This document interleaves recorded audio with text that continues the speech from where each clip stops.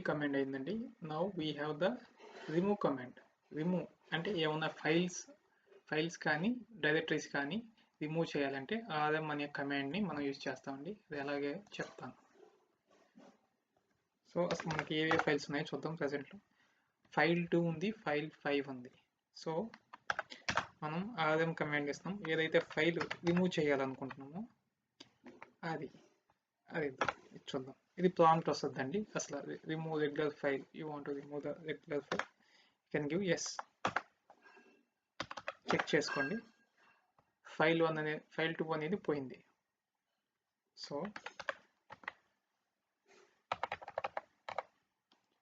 Remove command file 5 yes. So remove అయిందండి. అదే ఇప్పుడు నేను ఈ డైరెక్టరీ రిమూవ్ చేద్దాం అనుకున్నాను. Folder 1. So rm cannot remove folder. This is a directory. ఇది అనేది డైరెక్టరీ అండి. సో కేవలం మనం rm కమాండ్తో మనం డిలీట్ చేయలేం. దానికి వన్ ఫ్లాగ్ యూజ్ చేయాలి. rm -r అనే ఫ్లాగ్ యూజ్ చేసి ఇప్పుడు డైరెక్టరీ నేమ్ ఇవ్వాలండి. 1 ఎస్ అడుగుతుంది. ఎస్, దాంట్లో ఉండే ఫైల్స్ కూడా డిలీట్ చేయాలంటుంది. Yes, okay, yes, delete. ఎందుకు ఇన్నిసార్లు అడుగుతుందంటే once we lose that file we can't revert back. మనం మళ్ళీ తెచ్చుకోలేం. సో అందుకని ఫస్ట్ ప్రాంప్ట్ అడుగుతుంది. ఇంకోటి ఉందండి. ఇప్పుడు ఫస్ట్ సపోజ్ నేను ఒక ఫైల్ క్రియేట్ చేశాను. దానికంటే ముందు అసలు చూడండి, మనకి ఇక్కడ ఈ ఫోల్డర్లో ఇప్పుడు అన్ని డిలీట్ చేసాం కదా, ఏం లేదు, అన్నీ పోయినాయి. సో టచ్ ఫైల్ 1ని నేను క్రియేట్ చేశాను. ఓకే, 2-3 ఫైల్స్ నేను ఒకేసారి similar kind of files any other files నేను క్రియేట్ చేద్దాం అనుకుంటాను. టచ్ ఫైల్ 1 ఆల్రెడీ అయింది కదా, ఫైల్ 2, ఫైల్ 5, ఫైల్ 6. ఇప్పుడు ఇలా ఇచ్చాను కదండి.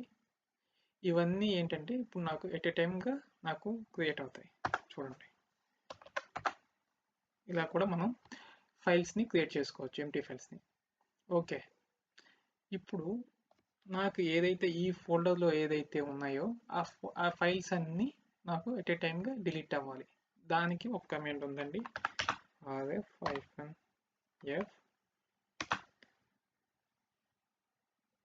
స్టాల్, స్పేస్ ఇచ్చి స్టాల్. ఇప్పుడు చూడండి, LL కొట్టాం. చూడండి, ఒక్కటిగా లేదు, మనకి ఇందాక ప్రాంప్ట్ కూడా ఇవ్వలేదు. సో ఇది -f అంటే ఫోర్స్గా, స్టార్ అంటే ఇది వైల్డ్ కార్డ్ అండి. లైనెక్స్లో దీన్ని వైల్డ్ కార్డ్ అంటారు. అంటే ఆ ఫోల్డర్లో ఏదైతే ఉన్నాయో అన్నీ అని ప్రతి ఒక్కటి స్టార్ ఇచ్చామంటే అన్నీ డిలీట్ అయిపోతాయి. rm. So it is the most dangerous command. We shouldn't use these kind of commands అండి. ఈ కమాండ్స్ వాడేటప్పుడు చాలా జాగ్రత్తగా ఉండాలి. వన్స్ ఫైల్స్ డిలీట్ అయ్యాయంటే ఇంక మనం రికవర్ చేయలేం. సో జాగ్రత్తగా ఉండాలి. ఈ కమాండ్ మోస్ట్లీ యూజ్ చేయకూడదు. rm -f అనే కమాండ్ మనకి ప్రాంప్ట్ కూడా అడగదండి, ఇది డిలీట్ అయిపోద్ది. సో ఇది డిలీట్ అయిపోయింది. సో క్లియర్ కమాండ్ అనేది ఒకటి ఉందండి. We have a clear command. So clear అని ఇచ్చి ఎంటర్ కొట్టాను.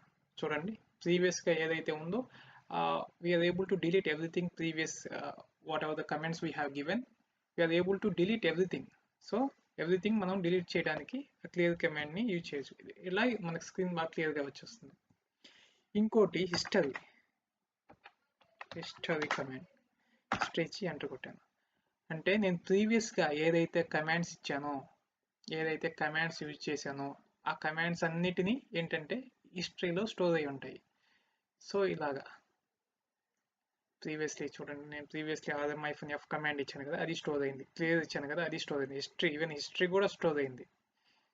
సో అలాగా హిస్టరీలో మనం ఏదైతే ప్రీవియస్ కమాండ్స్ ఇచ్చుంటామో అవన్నీ స్టోర్ అయ్యి ఉంటాయి. ఓకే,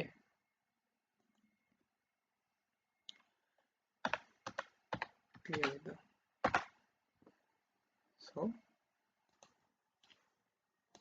సో మనకి ఇప్పుడు డేట్ అనే command, if you want to find out the date can click.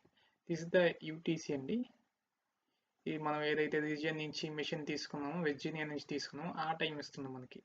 Okay, Friday August 2 ఈ time weekend, week, month, day, time ఇస్తుంది, ఇయర్ ఇస్తుంది ఇక్కడ. ఓకే, క్యాల్ అనే ఒక కమాండ్ ఉందండి, CAL. So we will get a calendar, this month calendar. Okay, next to ps command, ps, okay, ps -ef. చూసారా, ఏవైతే మనకి ప్రాసెస్, పిఎస్ అంటే ప్రాసెస్ అండి, ఏవైతే ప్రాసెస్ రన్ అవుతున్నాయో ఆ ప్రాసెస్ అన్ని మనకి ఇక్కడ లిస్ట్ చూపించేస్తుంది, లిస్ట్ వచ్చేస్తుంది. Okay, this is the user ID, UID అంటే user ID, user ID root, PID process ID. So ఆ యొక్క ప్రాసెస్కి ప్రాసెస్ ఐడి నెంబర్ ఎంత. సో ఇలా ఉంటుంది. ఓకే, ఇదండి. And also we have the top command, T O P, top అనే ఒక కమాండ్ ఉంటుందండి. చూడండి, ఇది కూడా ఏంటంటే మనకి ప్రాసెస్, ఏ ప్రాసెసెస్ రన్ అవుతున్నాయో అవి ఎంత, సిపియు చూడండి, సిపియు ఎంత యూజ్ చేసుకుంటుంది, మెమరీ ఎంత యూజ్ చేసుకుంటుంది, అదంతా ఉంటుందండి. చూడండి, ఇది వేరీ అవుతూ ఉంటుంది, ఎందుకంటే ఇది ఏంటంటే లైవ్ చూపిస్తుంటుంది, లైవ్గా ఎంత ప్రాసెస్, ఏ ప్రాసెస్ ఎంత ర్యామ్, సిపియు, మెమరీ ఎంత యూజ్ చేసుకుంటున్నాయి. కమాండ్స్ అంటే కమాండ్స్ కూడా ప్రాసెస్ కింద వెళ్తాయి కాబట్టి చూడండి, టాప్ కమాండ్ ఇచ్చాం కదా, ఆ టాప్ కమాండ్ కూడా మనకి వస్తుంటుంది. అటు ప్రాసెసెస్ ఇది తీసుకుంటుంది బై యూజింగ్ టాప్ కమాండ్ ఇచ్చి టాప్ మోస్ట్ ప్రాసెసెస్ మనకి ఇక్కడ లైవ్లో చూపిస్తుంటుంది. అది ఫిక్స్డ్ కాదు, ఇటరేషన్ కూడా కాదు, లైవ్లో మనకి దీనిపైన కూడా చూడండి. ఓకే, ఇక్కడ చూడండి, మనకి ఇక్కడ సిపియు ఆ టాప్ కమాండ్ ఇచ్చినప్పుడే ఎన్ని టాస్క్ రన్ అవుతున్నాయి, టోటల్ 101 టాస్క్ రన్ అవుతున్నాయి. టోటల్ 101 ఉంది, దాంట్లో ఒకటి రన్నింగ్లో ఉంది, 100 స్లీపింగ్లో ఉన్నాయి. ఓకే, ఇక్కడ మనకి సిపియు యూసేజ్ ఉంటుందండి, చూడండి వేరీ అవుతుంది, ఎందుకంటే టాప్ అనేది లైవ్ కమాండ్ కాబట్టి అది ఎంత అని చూపిస్తూ ఉంటుంది. ఇది మెమరీ 949 టోటల్, 597 ఫ్రీ ఉంది, 127 మనం యూజ్ చేస్తున్నాం. బఫర్ అండ్ కేచెస్ 225.4 ఉంది. సో ఇది ఇంపార్టెంట్, ఇది కంపల్సరీగా తెలుసుకోవాలి. ఇది అంటే మనకి టోటల్ మెమరీ ఎంత ఉంది, మనం ఎంత యూజ్ చేసుకుంటున్నాం, ఎంత ఫ్రీ ఉంది, అవైలబిలిటీలో ఉంది. ఎందుకంటే మనకి ర్యామ్ తగ్గిందంటే మనకి సర్వర్ డౌన్ అయిపోద్ది, సర్వర్ కానీ డౌన్ అయిందంటే మనకి అప్లికేషన్ రన్ అవ్వదు, వర్క్ అవ్వదు. సో ఇది చాలా ఇంపార్టెంట్, ఇది తెలుసుకోవాలి. మెమరీ యూసేజ్, సిపియు యూసేజ్ తెలుసుకోవాలి. సో దానికి మనం లేటెస్ట్ యూజ్ చేసేది టాప్ కమాండ్ అలా యూజ్ చేస్తాం. సో ఇప్పుడు ఇలాగే మనం స్క్రోల్ చేస్తే ఇలాగే రన్ అవుతూ ఉంటుంది. మనం ఇప్పుడు Ctrl+C కొట్టాలి, Ctrl+Z అని కొట్టచ్చు. సో ఆ ప్రాసెస్ అనేది స్టాప్ అవుద్ది. మనకి నార్మల్, ఇక్కడ మనం నార్మల్ యూజర్కి వచ్చి కమాండ్ లైన్ ఎగ్జిక్యూట్ చేయడానికి మనకి ఇక్కడ ఈ టెర్మినల్కి వస్తాం. ఓకే, సో ఇప్పుడు ఇంకో ఇంపార్టెంట్ కమాండ్ అండి, క్లియర్ చేద్దాం ఫస్ట్. ఇప్పుడు ఇంకో ఇంపార్టెంట్ కమాండ్ ఏంటంటే, అసలు నేను ఇప్పుడు ఏ యూజర్లో నేను ఉన్నాను, ఏ యూజర్గా ఇప్పుడు ఉన్నాను, ఏ యూజర్లో నేను కమాండ్స్ అన్ని ఎగ్జిక్యూట్ చేస్తాను, ఇది తెలుసుకోవాలంటే ఎలా అంటే దీనికి ఒక కమాండ్ ఉందండి, no spaces who am I. చూడండి రూట్ యూజర్లో నేను ఉన్నాను. అలా కాకుండా ఎగ్జిట్ కొట్టాను.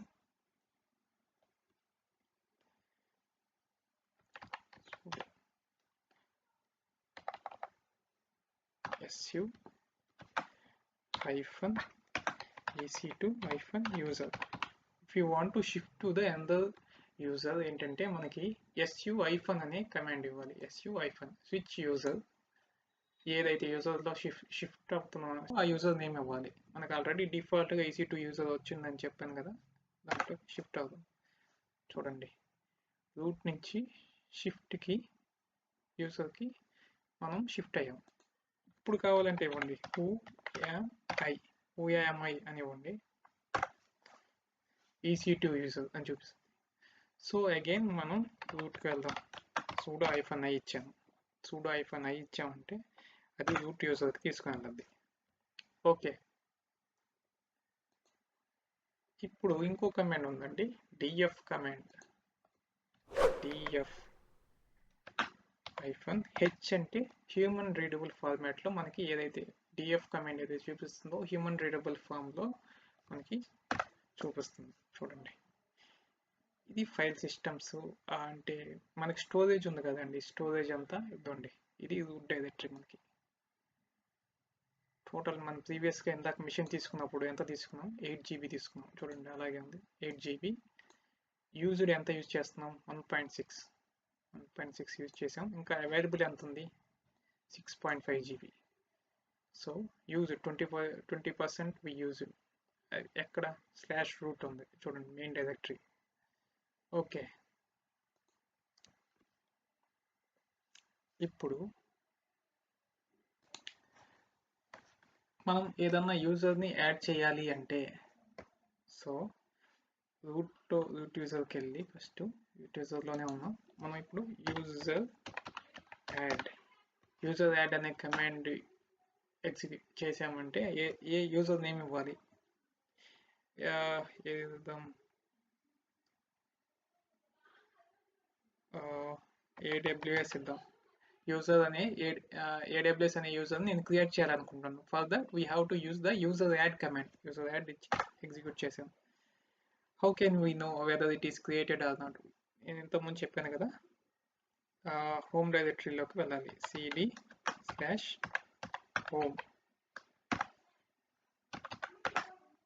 కింద చూడండి AWS అనేది క్రియేట్ అయింది. ఇది కావాలంటే డేట్ కూడా కొట్టండి. 11/3కి అంటే 11/2కి మనం ఎగ్జిక్యూట్ చేసాం. యూజర్ యాడ్ అనే కమాండ్ని ఎగ్జిక్యూట్ చేసి క్రియేట్ చేసాం.